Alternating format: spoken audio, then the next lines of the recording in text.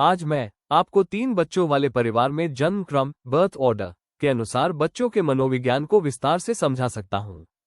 3 बच्चों का मनोविज्ञान। जन्म क्रम का विस्तृत विश्लेषण। जन्म क्रम का सिद्धांत बताता है कि परिवार में बच्चे का स्थान उसके व्यक्तित्व और व्यवहार को प्रभावित करता है। 3 बच्चों वाले परिवार में ये प्रभाव बहुत स्पष्ट दिखता है।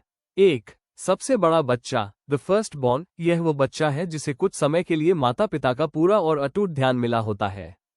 प्रमुख विशेषताएं: नेतृत्व कौशल, लीडरशिप स्किल्स। ये प्राकृतिक रूप से जिम्मेदार और अधिकार रखने वाले होते हैं, क्योंकि इन्हें अक्सर छोटे भाई बहनों का ध्यान रखने के लिए कहा जाता है।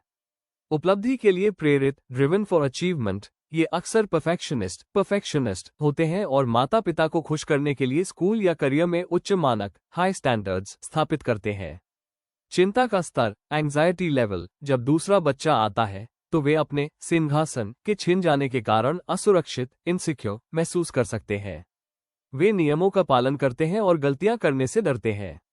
माता पिता का प्रभाव। ये अपने माता पिता के करीब होते हैं, क्योंकि ये ही उन्हें पहली बार माता पिता होने का अनुभव कराते हैं। 2. बीच का बच्चा, द मिडिल चाइल्ड। 3 बच्चों वाले परिवार में ये सबसे अद्वितीय, यूनिक स्थिति है। प्रमुख विशेषताएं: बातचीत करने वाला और मध्यस्थ, नेगोशिएटर और मीडिएटर। इन्हें बड़े और छोटे दोनों भाई बहनों से निपटना पड़ता है, इसलिए ये बहुत अच्छे समझौता कराने वाले, कॉम्प्रोमाइजेस बन जाते हैं और संघर्षों को सुलझाने की कला सीखते हैं। सामाजिक कौशल, सोशल स्किल्स। वे परिवार में खुद को खोया हुआ या कम ध्यान दिए जाने वाला महसूस कर सकते हैं, जिसे मिडिल चाइल्ड सिंड्रोम भी कहते हैं। इसलिए वे परिवार के बाहर मजबूत दोस्त बनाते हैं और अधिक मिलनसार, सोशल होते हैं। पहचान की खोज, आइडेंटिटी सर्च। उन्हें खुद को स्थापित करने के लिए संघर्ष करना पड़ता है। वे न तो सबसे बड़े की तरह जिम्मेदार होते हैं, न ही सबसे छोटे की तरह लाडले। इसलिए वे अक्सर अलग शौक चुनकर अपनी पहचान बनाते हैं। निष्पक्षता, फेयरनेस। वे न्याय और निष्पक्षता के लिए दृढ़ता से खड़े होते हैं। 3. सबसे छोटा बच्चा, द यंगेस्ट, लास्ट बॉर्न। ये बच्चा एक ऐसे माहौल में जन्म लेता है जहां माता पिता अब अनुभवी और तनाव मुक्त, रिलैक्स्ड हो चुके होते हैं। प्रमुख विशेषताएं: लाडला और आकर्षक, चार्मिंग और अफेक्शनेट। इन्हें अक्सर परिवार में सबका लाड़ प्यार मिलता है। ये खुशमिजाज और आकर्षक होते हैं और अपने आकर्षण से दूसरों से काम करवा लेते हैं।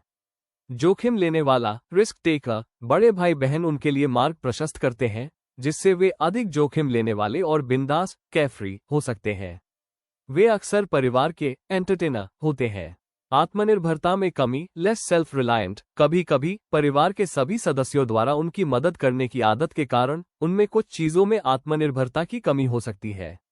बनावटीपन से दूरी। ये कम परफेक्शनिस्ट होते हैं और अपने बड़े भाई बहनों की तुलना में अधिक रचनात्मक, क्रिएटिव और नियमों को तोड़ने वाले हो सकते हैं, क्योंकि उन्हें अपनी पहचान बनाने के लिए भीड़ से अलग दिखना होता है।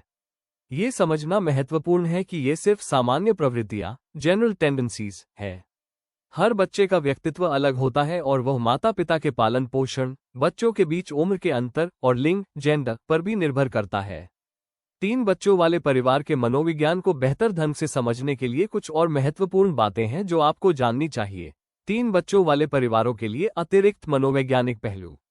1. सिबलिंग प्रतिद्वंद्विता, सिबलिंग राइवलरी की गतिशीलता। 3 बच्चों में प्रतिद्वंद्विता, कॉम्पिटिशन और झगड़े अक्सर अधिक जटिल हो जाते हैं।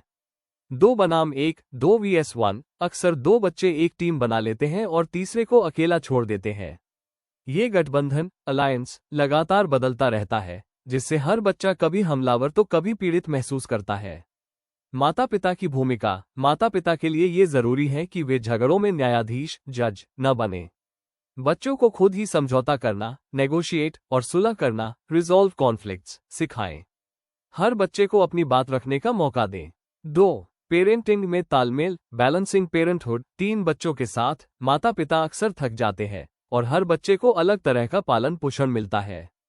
पहले बच्चे के साथ गलती करना। पहले बच्चे पर माता पिता अक्सर बहुत ज्यादा ध्यान देते हैं और सभी नियमों का कड़ाई से पालन करते हैं। तीसरे बच्चे के साथ ढील। तीसरे बच्चे के जन्म तक माता पिता अधिक आरामदायक, रिलैक्स्ड और कम परफेक्शनिस्ट हो जाते हैं। सुझाव: अपने पहले और दूसरे बच्चे को भी समय समय पर यह महसूस कराएं कि आप अब भी उनकी जरूरतों पर ध्यान देते हैं, न कि सिर्फ सबसे छोटे पर। हर बच्चे के लिए 1-on-1 समय, 1-on-1 टाइम जरूर निकालें। 3. व्यक्तित्व का विभाजन। नीचे थियरी। प्रत्येक बच्चा परिवार में अपनी एक अलग जगह या पहचान बनाने की कोशिश करता है ताकि वो अद्वितीय महसूस करे।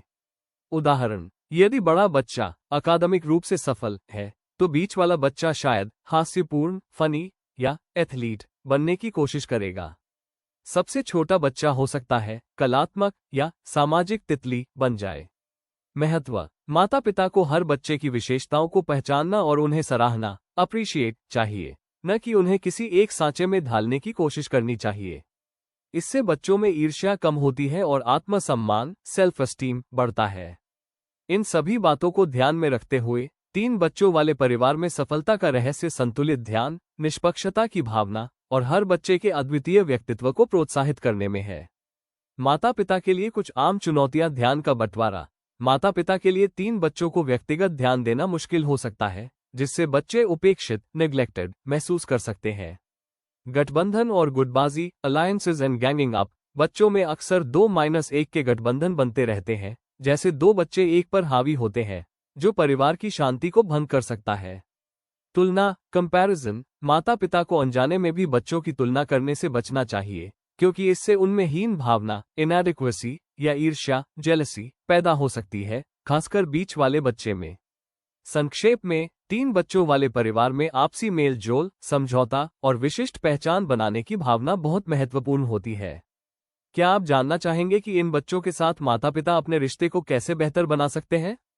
कमेंट करके जरूर बताएं। वीडियो पसंद आती है तो वीडियो को लाइक कर दे और सब्सक्राइब कर दे। अगर आपको फर्स्ट बॉर्न चाइल्ड या मिडिल चाइल्ड या लास्ट चाइल्ड के मानसिकता या व्यवहार के बारे में जानना है तो चैनल पर जाकर देख सकते हैं।